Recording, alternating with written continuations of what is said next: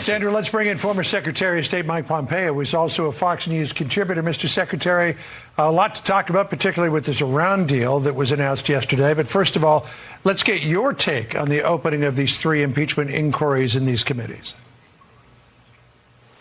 Well, John, Sandra, it's great to be with you. It makes perfect sense as a next reasonable step to begin this inquiry, to try and find the facts, to figure out what actually happened, where the resources went, why there were these shell companies, why the then vice president was on the phone with his son, I guess just talking about the weather. I mean, John, I chuckle because we know that's not the case. The vice president surely knew that wasn't the case. He knew why he was getting on the phone.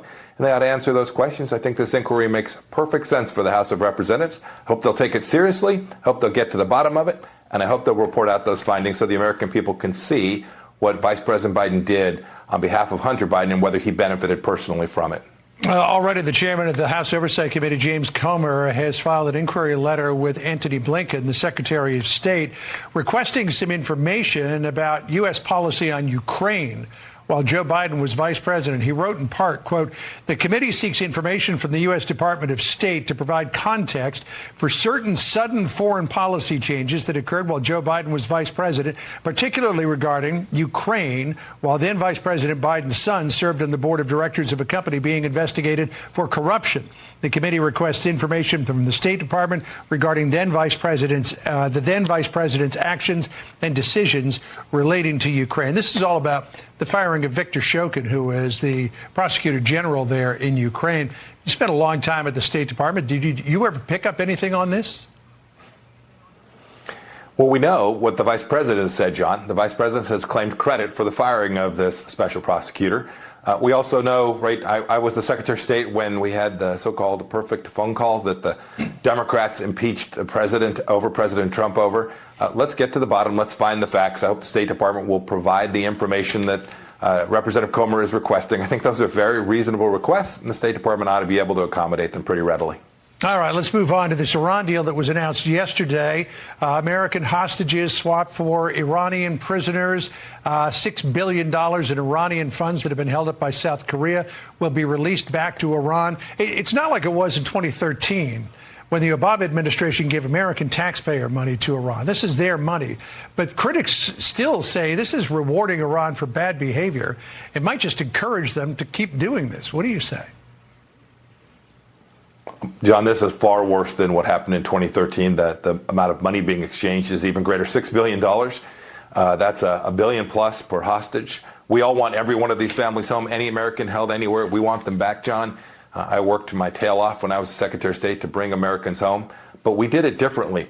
You have just now set the price for taking the next American hostage. You can write it down. It'll happen again.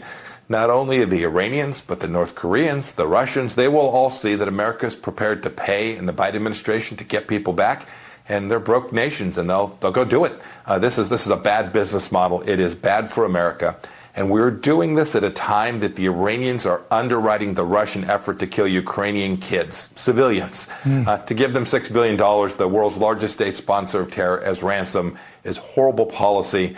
We're going to get the Americans back. It sounds like I'm cheered by that, but this is the wrong way to go about it because it will only incentivize further hostage taking, further taking of Americans. Under the terms of the deal, these funds are supposed to be administered by Qatar and only used for humanitarian purposes. But in an interview with NBC, the Iranian president, Ibrahim Raisi, seemed to suggest it's our money, we'll do with it what we want. He said the money belongs to the Iranian people, the Iranian government, so the Islamic Republic of Iran will decide what to do with this money. We have a big suspicion what they did with the American money that they got in 2013. A lot of it went to their malign influence in the region and elsewhere around the world. What do you think they'll do with this money? It's $6 billion. John, we know exactly what they'll do. They'll do what President Raisi said they'll do. They'll do what they damn well please with it. That means funding Hezbollah, building out their nuclear program that this administration has now allowed to continue to be built out in a way that they're on the cusp of being a nuclear-capable state.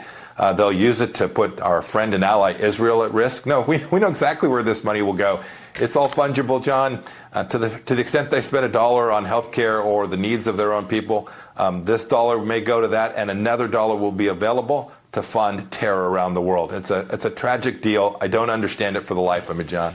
Mike Pompeo, the former Secretary of State, always good to get your take on things. Thank you, sir. Appreciate it. Thank you, John. Have a good afternoon.